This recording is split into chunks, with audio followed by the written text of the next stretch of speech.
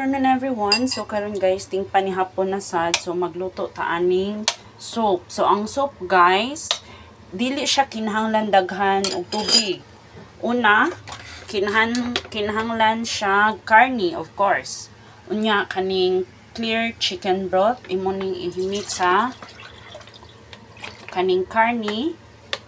Unya kining cream style corn. Put together ni guys sa kiling tubig. Yeah.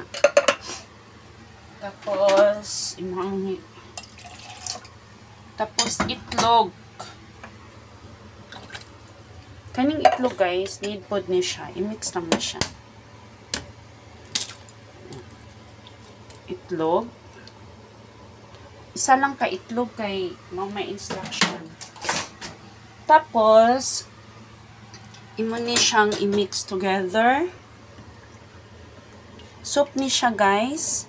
First time ko nagluto ani. So kanya i-turn switch on. Ani lang ang style. Una is karni, of course karni.